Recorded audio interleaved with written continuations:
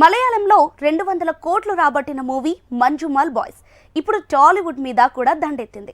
పెద్ద స్టార్స్ లేకుండా కేవలం మలయాళంలో వసూళ్ల సునామీ తెచ్చిందన్న ఒకే కారణంతో పబ్లిసిటీ లేకున్నా ఈ సినిమాకు హైప్ వచ్చింది. మరి ఇన్ని కలిసి వచ్చిన టైంలో టాక్ కూడా కిక్కిస్తుందా? ఫైనల్ రిపోర్ట్ ఏమని తేలింది? Take a look. Soubin, Ganapathi, Khalid, Sreenath, George Marian, Lala and co కలిసి చేసిన ప్రయోగం మంజుమల్ బాయ్స్. రియల్ స్టోరీని అంతే రియలిస్టిక్ గా తెరకెక్కించిన షైజు ఖలీద్ ఆల్రెడీ ఈ సినిమాతో మలయాళంలో హిట్ మెట్టెక్కాడు. 200 కోట్ల వసూళ్లు రాబట్టాడు. ఇప్పుడు టాలీవుడ్ వంతొచ్చింది.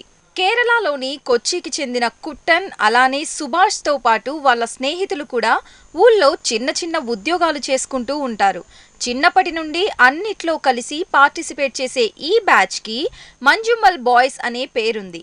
ఇక ఈ బ్యాచ్ అంతా ఓసారి కొడైకెనాల్ వెళ్లటం, అక్కడ గుహలో సుభాష్ పడిపోవటం, తనని కాపాడేందుకు మంజుమల్ బాయ్స్ ప్రాణాన్ని పణంగా పెట్టడం. మరి ఇంత చేసిన సుభాష్ని ఫ్రెండ్స్ కాపాడారా? పోలీస్ నుండి ఊరి జనం వరకు ఎవరు ఎలా రియాక్ట్ అయ్యారనేదే సినిమా కథ. ఇది నిజంగా జరిగిన కథే కాబట్టి మరి ఫిక్షనల్ సీన్స్ పెంచి కథని డైల్యూట్ చేయకుండా సాధ్యమైనంతగా సహజంగా తెరకెక్కించాడు డైరెక్టర్. ఇక నటుల పర్ఫార్మెన్స్ కి మాత్రం జనాలు ఫిదా అవుతున్నారు. అంతా పాత్రల్లో పాతుకుపోయి మెస్మరైజ్ చేశారు.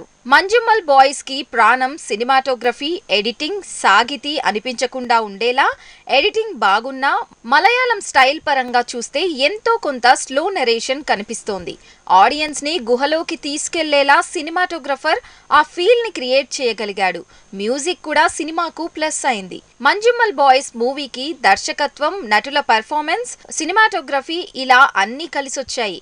అందుకే కేరళలో 200 కోట్ల వసూళ్లొచ్చాయనే అభిప్రాయం కలుగుతోంది. అయితే టాలీవుడ్ ఆడియన్స్ టేస్ట్ పరంగా చూస్తే స్లో నరేషన్ కాస్త సహనానికి పరీక్షగా మారుతోంది. ఓవరాల్ గా మాత్రం సినిమాకు పాజిటివ్ టాక్ పెరిగింది.